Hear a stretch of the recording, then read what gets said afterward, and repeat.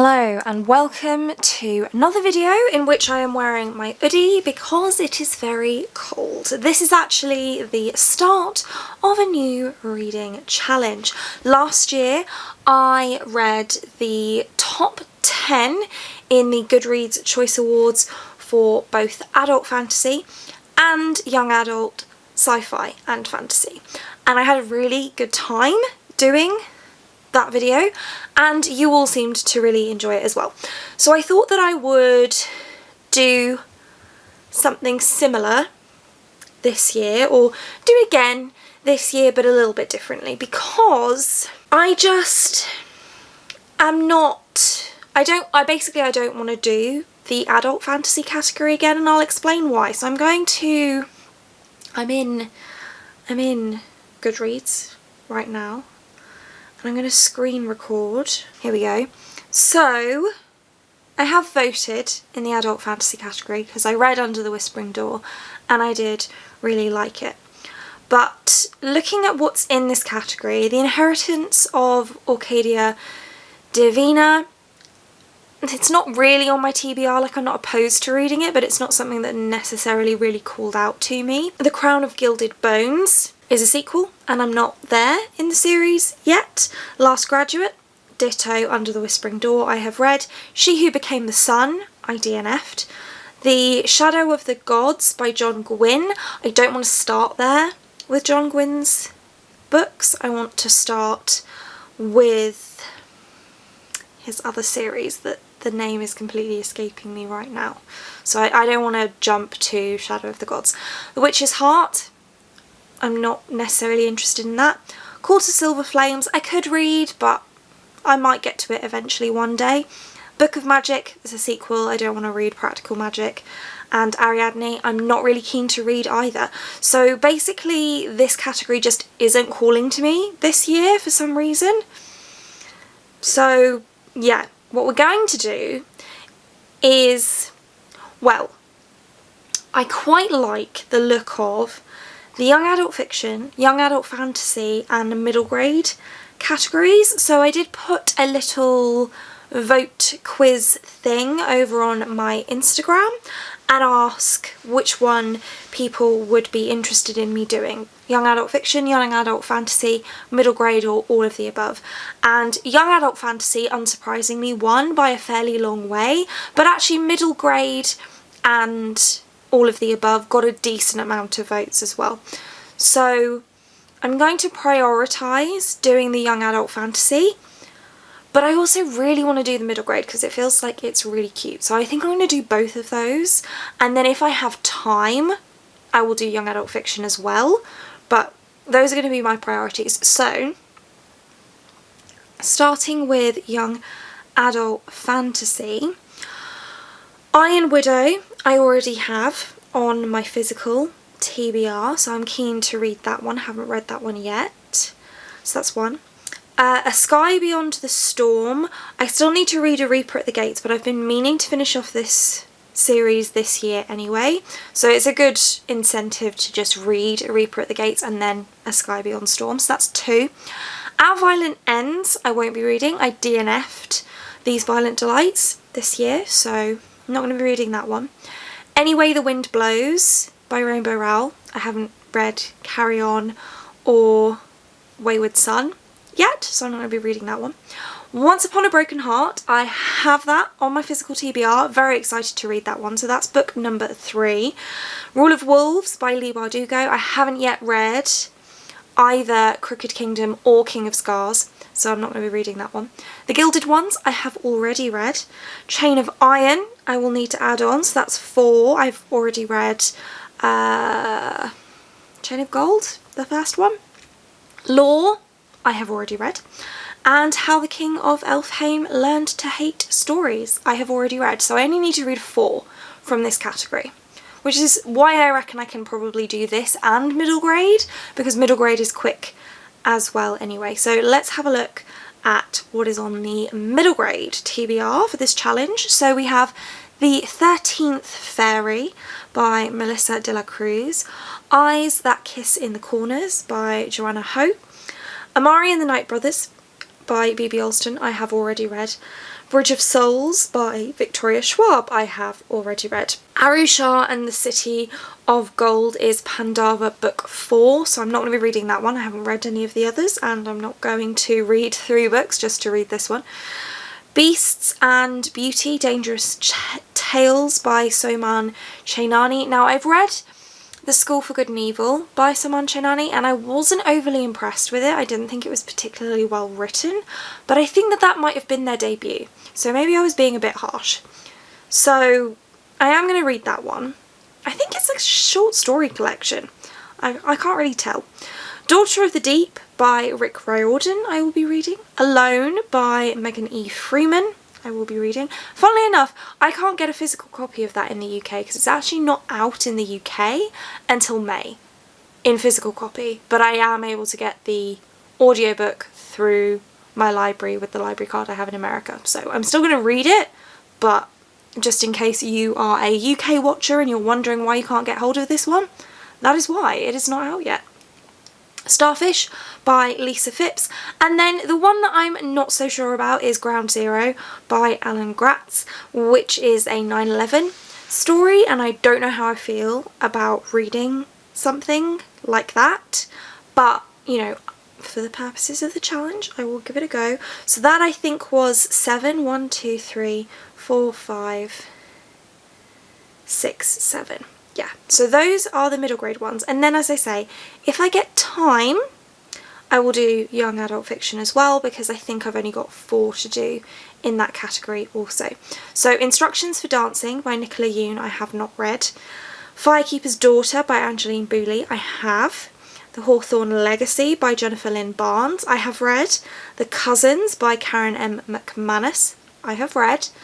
Aristotle and Dante Dive into the Waters of the World by Benjamin Alire Sands, I have not read that.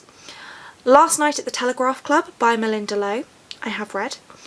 The Box in the Woods by Maureen Johnson.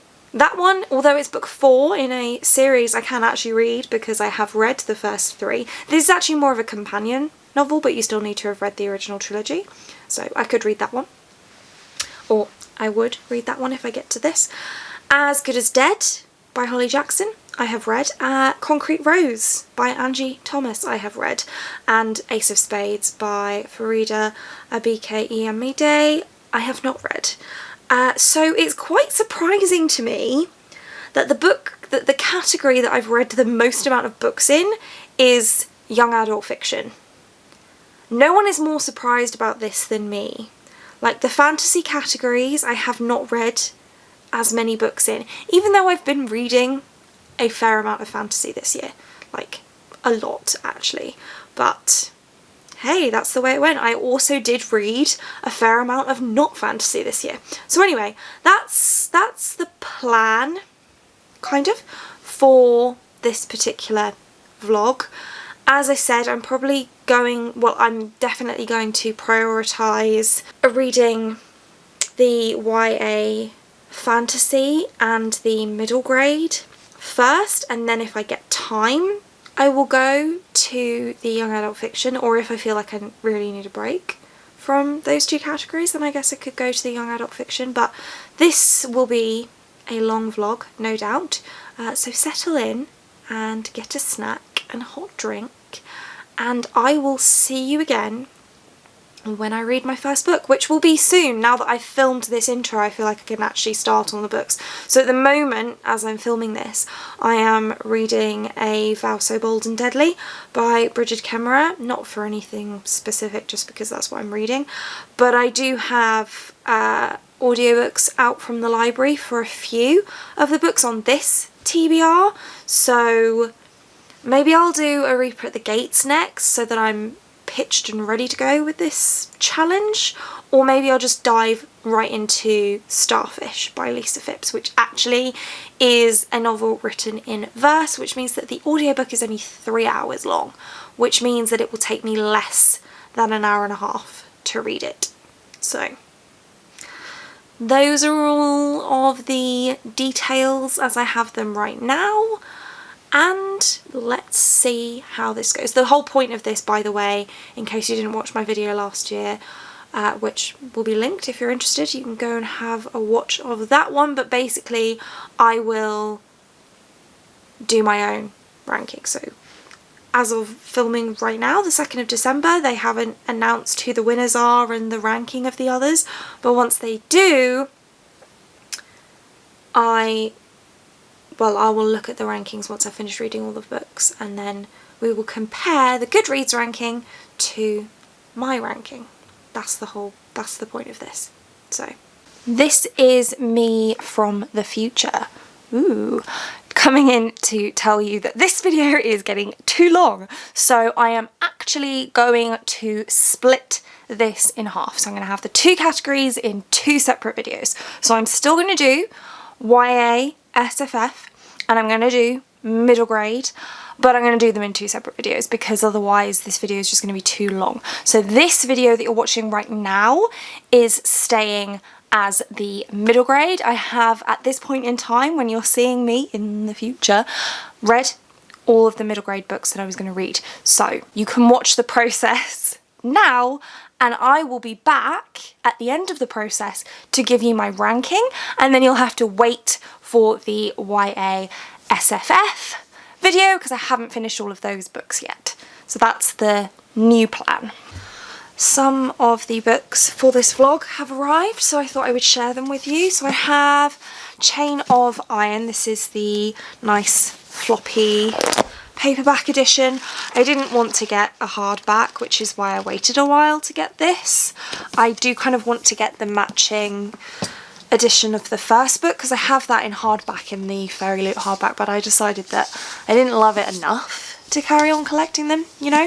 And then I've got Daughter of the Deep by Rick Riordan. This doesn't have anything fancy under the dust jacket, but the dust jacket is very shiny, so that sounds fun. Bernie pulls into one of the scenic overlooks where tourists can snap pictures of the Pacific. The view is clear all the way back to HP, but there's nothing scenic about it now. Kids are crying, their faces press against the windows, my insides twist with disbelief.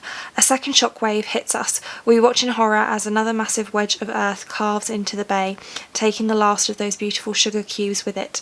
I shove my way down the aisle, I hammer on the doors until Bernie opens them up. I run to the edge of the cliff and grip the cold steel guardrail. I find myself mumbling desperate prayers. Three-eyed one, Lord Shiva, who nourishes all beings, may he liberate us from death. But there is no liberation. My brother was on that campus, so were 150 other people, and an aquarium full of marine animals. A square mile of California coast has crumbled into the ocean. Harding Pencroft Academy is gone. Anna Dakar is a student at Harding Pencroft Academy, a school that trains the best underwater explorers in the world. Generations of Dakars have attended HP, and Anna hopes she has what it'll take to succeed. Her worries are blown out of the water though when she witnesses a tragedy that will change her life, because it turns out Harding Pencroft and its rival school, Land Institute, have been fighting a cold war for 150 years, and it's just turned hot. Pursued by enemies, Anna learns her family's ties with Harding Pencroft go deeper than she ever imagined, back to her not-so-fictional ancestor, the legendary Captain Nemo. Land Institute will stop at nothing to acquire the secrets of Nemo's technological genius. Only Anna and her class of half-trained freshmen stand against them. And with her enemies seemingly always one step ahead, can Anna trust anyone but herself? So this sounds very kind of Artemis Fowl, Alex Rider type. And then the other one that's arrived, which is super, super heavy, is Beasts and Beauty, Dangerous Tales by Saman Chainani. So this is the cover, which is super, super pretty. And there's nothing under the dust jacket, but it is illustrated. So there are full colour illustrations dotted throughout this book, which is just lovely. And you know, it's got massive margins and all that kind of thing. So I think it is a collection of short stories, maybe. Yeah, I think it's a collection of retellings, because that one's called Sleeping Beauty. I don't know, is there a contents page? Yes, so we've got Red Riding Hood, Snow White, Sleeping Beauty, Rapunzel, Jack and the Beanstalk, Hansel and Gretel, Beauty and the Beast, Bluebeard, Cinderella, The Little Mermaid, Rumpelstiltskin and Peter Pan.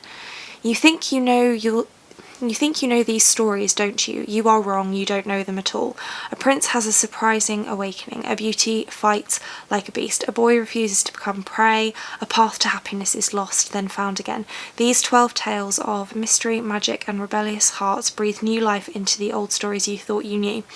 Step inside them and you will see beauty and ugliness, birth and death, old age and youth, riches and poverty, love and bitterness. You will see power struggles, the search for justice, the longing for acceptance and happiness. Step inside, but be careful, for not everything is what it seems. So they're like twisted versions, I'm guessing.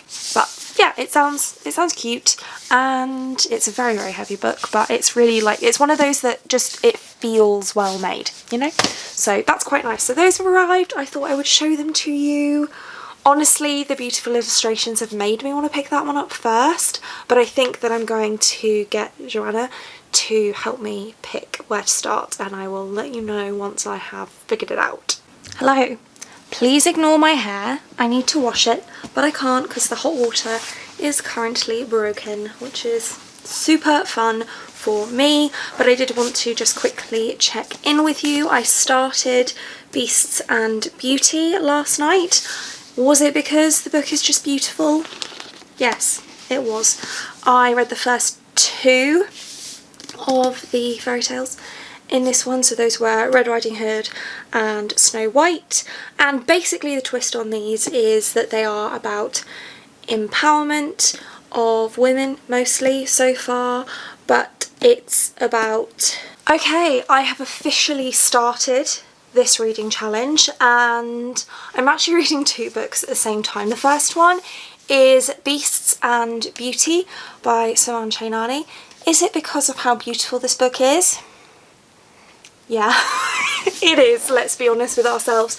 So this one is a collection of 14 fairy tale retellings, and they're all slightly twisted so that they are about empowerment and taking control of your own destiny, and not just taking control of the situation that you're in.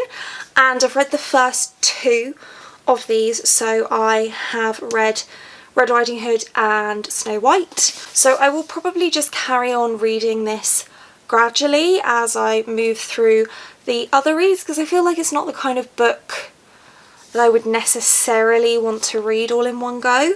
So I read 2 stories back to back, and I feel like that was maybe enough. Not that I wasn't enjoying it, but I don't know. Right, I do have some reading updates to give you, but right now I'm actually going to do a little bit of a reaction to the results of the Goodreads Choice Awards, because they have now been published. Sorry if you can hear Lee playing video games in the next room, but I haven't looked at these yet, so we're going to look at fantasy. So let's see what happened in the fantasy category.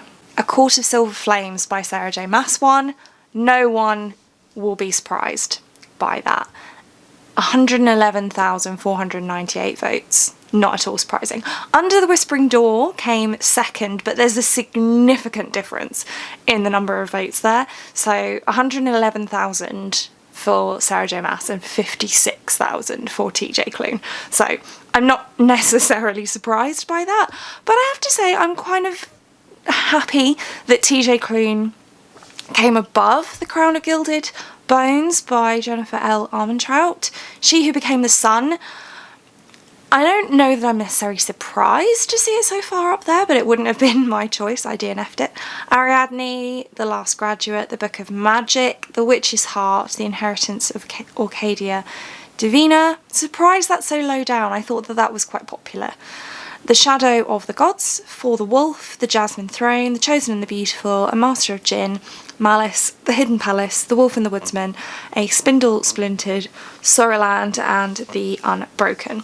So no real surprises there, if we're being honest with ourselves, because if Sarah J. Maas is on the list, she's always going to win. We're now getting into the categories that I am reading from in this video, so young adult fiction. Let us see what happened here. Firekeeper's Daughter won. Okay, that's good.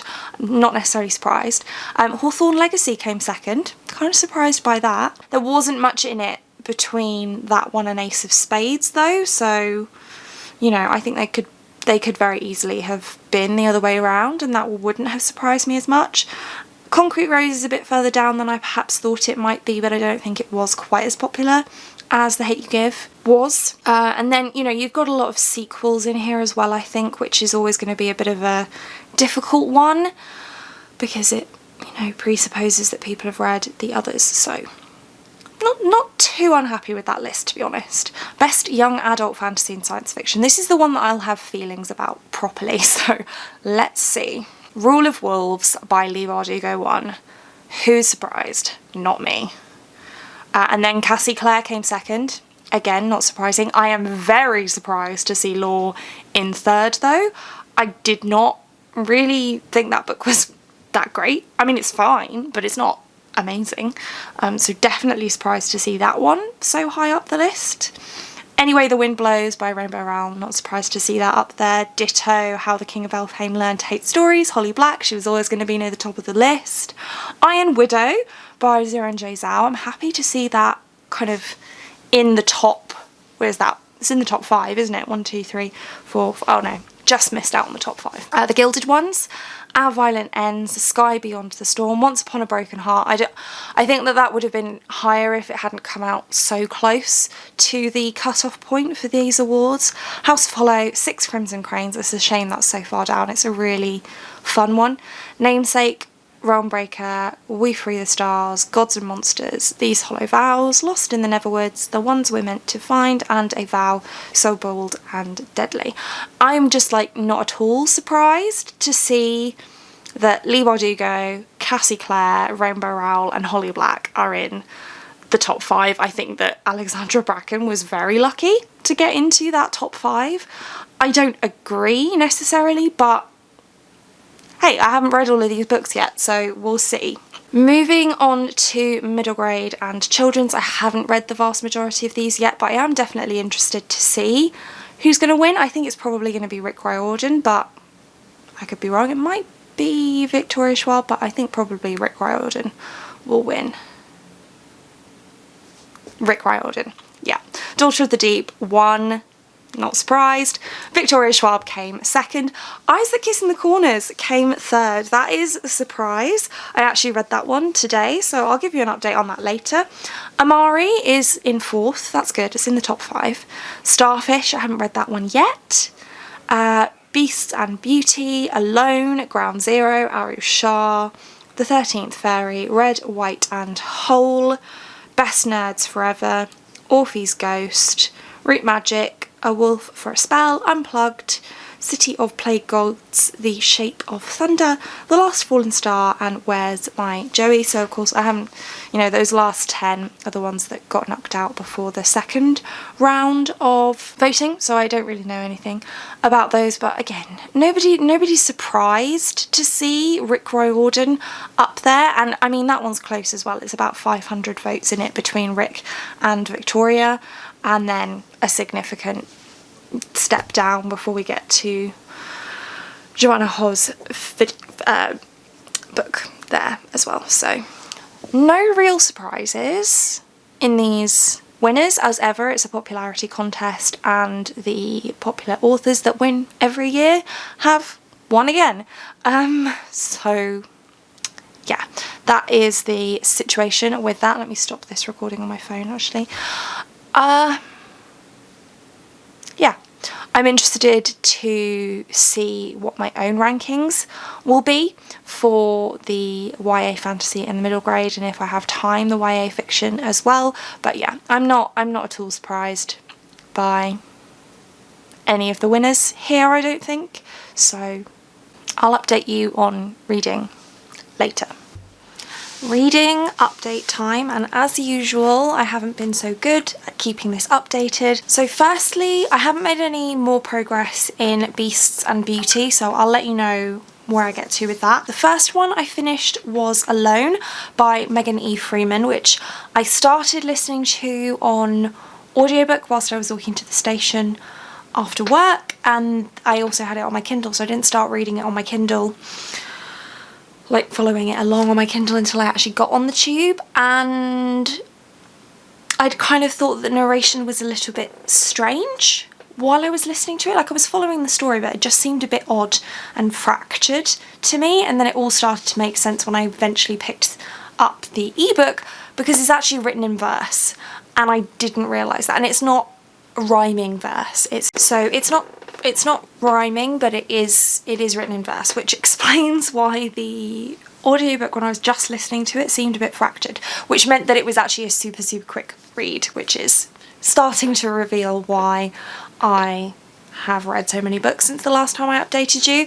I will complete that revelation by saying that the third one that I mentioned having finished was Eyes That Kiss in the Corners, which I'll speak about in a minute, but that's a picture book, and this was written in verse. So those two were very quick to read. This one probably took me about 10 minutes, and this one about 2 hours. So this one follows a girl who is essentially abandoned in this city. It's just her and this dog, and everyone else is gone, and she can't contact anyone. There's no ability to give anyone a call, and she's 12 at the time that this story starts, and she has to survive on her own, and it's about her surviving on her own. And I thought it was pretty good, actually.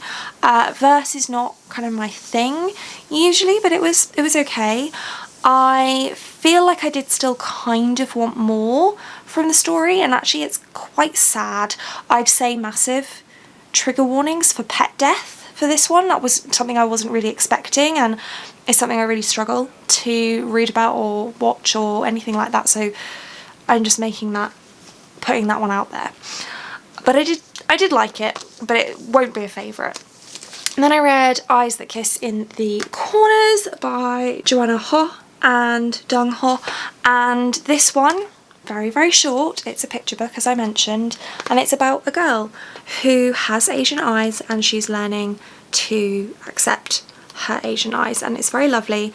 The illustrations are very beautiful, the story is very cute and heartwarming, but I really don't think that it's fair that Goodreads got rid of the picture book category, because I just don't know how you can judge a book like this against a book like Alone, or like Daughter of the Deep, which actually won, or Beasts and Beauty by Soman Chainani, because those are prose novels or verse novels, and this, as I said, I read it in 10 minutes, and it's very nice, but you can't judge this against something like that. I don't think. It would be like judging a concert pianist against a break dancer. They're just two completely different art forms.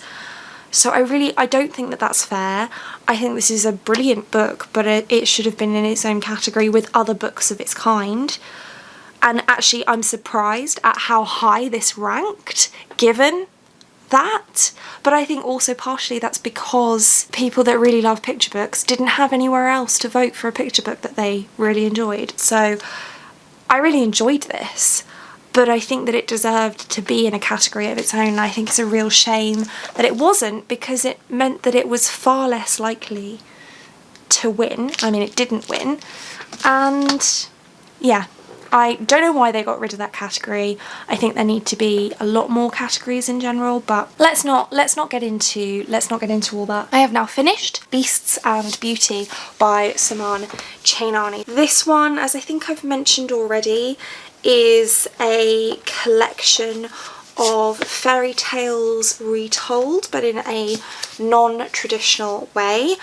I liked this on the whole, but I feel like it got a little bit samey, and I'm not entirely sure what middle grade audience this is for, because I feel like a child who was reading by themselves wouldn't necessarily be interested in picking this up, and I feel like a child who still needs to be read to possibly wouldn't enjoy this because of its non-traditionalness, but that might make it more interesting for the adult that is doing the reading. So I don't know, this one's a little bit of a weird one, And I just want to address the fact that I know that Gavin has posted a video reading the top 10 Goodreads Choice Awards nominees for middle grade, and he had similar thoughts about this one, and I just wanted to address that because I don't want you all thinking that I'm taking credit for this idea that Gavin had and not giving him credit. I will say I did actually start this vlog like a while before he posted his video, and I mentioned that it was very much inspired by Kayla from Books and Lala, but credit where credit's due. Gavin has also done this challenge. He didn't do the YA fantasy sci-fi, just the middle grade, but still. And he did have very similar thoughts about this, and I agree with him. So I now have, what is it? No. Three middle grades left. So I might do Daughter of the Deep next. I do really fancy the 13th Fairy as well, and I'm going to read Ground Zero, but I don't want to read that one last, so I might read this and then the 13th Fairy. No, sorry, and then Ground Zero and then the 13th Fairy. It is update time, and I have a guest here. I don't know if you can even really see him. There we go. Here's a little Shinji. Yes. Oh yes. Little Shinji. So you can just see the bottom of my face and Shinji, which is probably more interesting anyway. Okay, maybe not. I think he's in a bit of a weird mood. Anyway, update. I have finished reading Daughter of the Deep by Rick Riordan. I enjoyed it. I thought it was fun. It's a standalone, which was nice, but it's a standalone fantasy ancient myth type thing. So basically we follow Anna, who attends this school, Harding Pencroft, for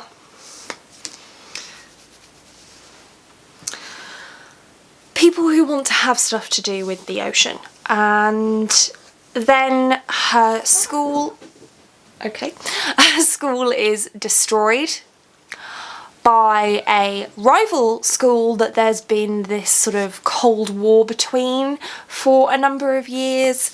And I'm not going to say any more than that because it kind of goes on an adventure from there, but it is a standalone, which is why I don't want to say too much about it.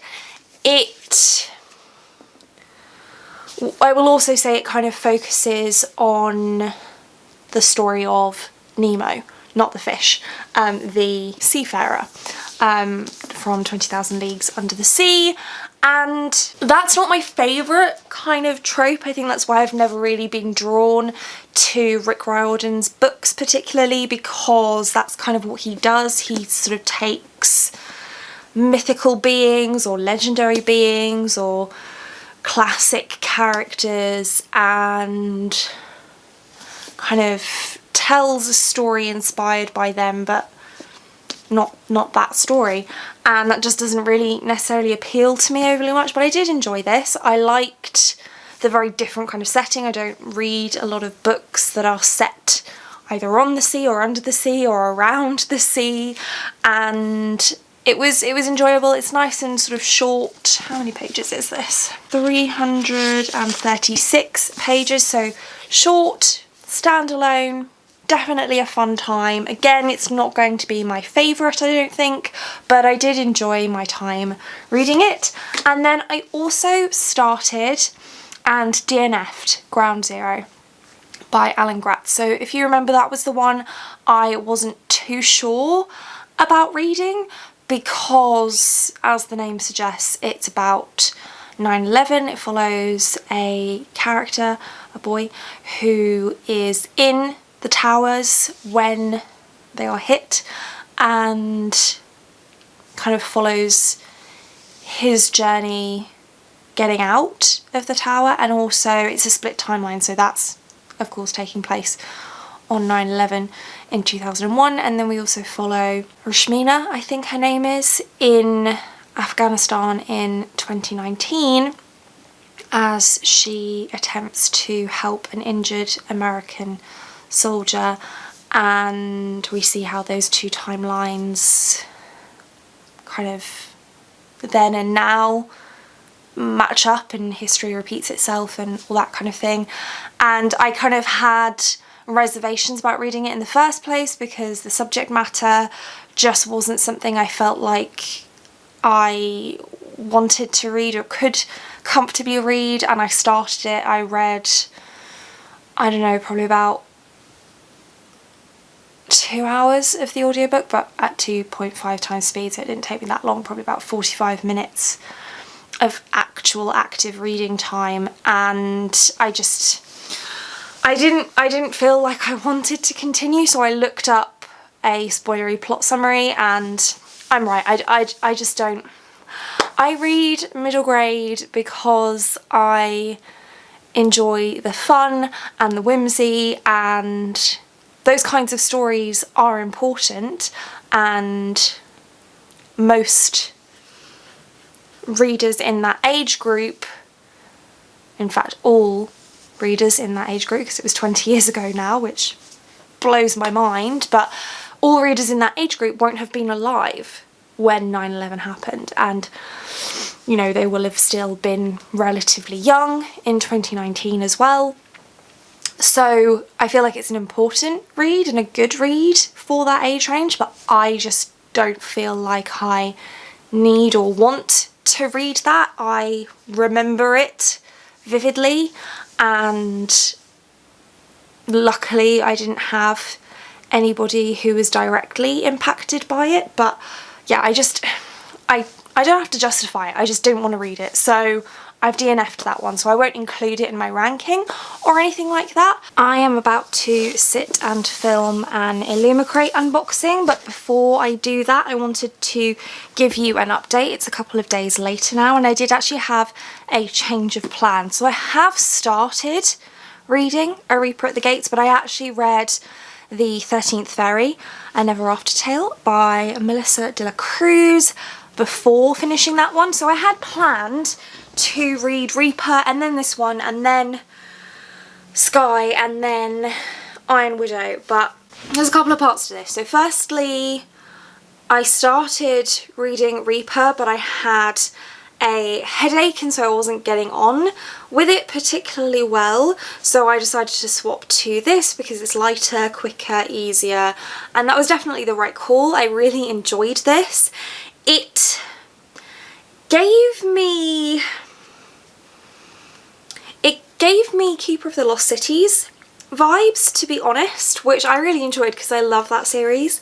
This follows Philomena, who is waiting for book 13 in this fantasy series that she's been waiting for a year, and she goes to the bookshop to pick up the last book and discovers that not only is it not going to be published and released that day, but it possibly never is, because it possibly has never even been written. And as a bookish person myself, I felt that pain deep in my soul. It would be like if Brandon Sanderson wrote 9 out of the 10 Stormlight Archive books and then just like disappeared and was like, there's never going to be a 10th. I would cry so much. But then Philomena essentially finds herself in the unwritten book 13, and I mean it's very predictable in terms of storyline. I could tell pretty much from immediately where it was going to go, but it's a kid's book, so that makes sense. What I will say is the difference between, other than, you know, the plot and the story, and in terms of the vibe, I saw a lot of similarities between this and Keeper in terms of scale and tropes and that kind of thing, but this is a lot younger than Keeper. They're both middle grade, but they're different ends of the middle grade spectrum. So the same as you can get a YA that is aimed to the 13-14-year-old crowd and a YA that's aimed at the 17-18-year-old crowd. This is like probably, I would say, for 7, 8, maybe even 9-year-olds, whereas Keeper of the Lost Cities, I'd put that more at the 11-12 end. So this is younger. So if you have a child in your life and you were interested in Keeper of the Lost Cities, but you feel like because those books are quite thick and they're a little bit at the older end of the spectrum, you feel like that's a little bit too old for your reader, then this could be a really good option because, as I said, it's got a lot of similarities in terms of tone and plot and, you know, plot beats and tropes and things that are being used. But as you can see, it's a lot shorter and it's written a lot more simply. There's, you know, wide spacing and larger font and bigger margins and all that kind of thing. So I really enjoyed myself with this, especially because it reminded me of Keeper, which is one of my favourite series, and I'm really glad that I read it on that day because I feel like I needed that. Okay, I am back and it is time to do my ranking of the middle grade top 10 minus 2. So just as a reminder, their number 1 was Daughter of the Deep by Rick Riordan. Then we had Bridge of Souls by Victoria Schwab, which I didn't read in this video, but I have read, and I did enjoy it. I think the first book in that trilogy is still my favourite, though I feel like this book was good, but not as good as the first one. And I liked the first one better than the second one as well. Then at number 3, they had Eyes That Kiss in the Corners by Joanna Ho and Dung Ho. So that's there. I do actually have a copy of Bridge of Souls, so I should probably go and fetch it. Then Amari and the Night Brothers, which again I didn't read in this video, but I have read and I really liked it. I thought it was very good. I don't think I loved it as much as some people loved it, but I did still really enjoy it. I liked the school setting, I liked the challenge that went on, so I did really enjoy that one too. Then there was Starfish, which I have read but I don't have a physical copy of. Then Beasts and Beauty. Then Alone, which again I've read in this video but don't have a copy of. Then Ground Zero, which I've DNF'd. Then Arusha, which I haven't read because it's the 4th book in a series. And then The 13th Fairy by Melissa de la Cruz. And I can already tell you that my list is going to be very, very different because I think that this is actually my number 1 pick. So this one I think is my favourite, so this would go in at number 1. Then I think probably Amari and the Night Brothers would go in at number 2. Then I think I would have Daughter of the Deep by Rick Riordan, who I have heard has asked Goodreads to leave him out in future years because he's actually won every year since 2008, I think is what I heard. So he's actually said, like, don't include my books anymore. He'll still probably have a middle grade release every single year, but he doesn't want his books to be considered anymore so that other authors in this category can have a chance, because he literally always wins. So, but that's my number 3. I think I have Eyes That Kiss in the Corners at my number 4. At my number 5, I think I have Alone, followed by Starfish. I think I liked Alone very slightly more than Starfish. And then we'll have Bridge of Souls, and then we'll have Beast and Beauty. Now, this is not to say that I didn't enjoy this. You've already heard my thoughts about it, but I think that that's my order. So it's this at number, what is that, 8? Yeah, 8, because we're not doing Arusha or Ground Zero, because I DNF'd that one. So at number 8 we have Beasts and Beauty. Then we have Bridge of Souls by Victoria Schwab, which is the third and concluding book in the Cassidy Blake series about a girl who can see ghosts and has to help them to move on and has a ghost best friend and ghost hunter parents. It's a good fun series, but not my favourite in the series. Then we have Starfish by Lisa Phipps, which is told in verse, and it is about a girl who is plus size and she has to deal with the fact that she's bullied for that, and she kind of learns to love herself and stand up for herself, and it's lovely.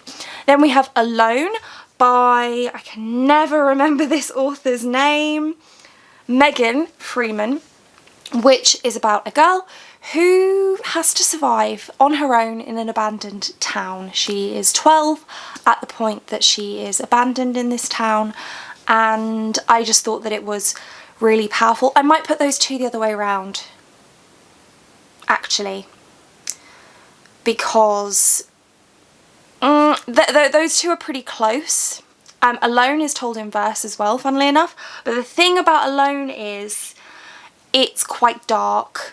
So yeah, I think I'm going to put them the other way around actually. So it's Beasts and Beauty, then Bridge of Souls, then Alone, and then Starfish. And then it is Eyes That Kiss in the Corners, which is a picture book about a girl who is noticing that she has Asian-shaped eyes and that her family have Asian-shaped eyes too. There are some question marks over how respectful this is to children who have Asian eyes and who are adopted, so maybe they won't see their eyes reflected in their parents or siblings or family, but I still thought that it was a sweet story about accepting your differences and finding them beautiful, which they are, and I thought that was good. I presume it's clear to everybody that I am not a parent.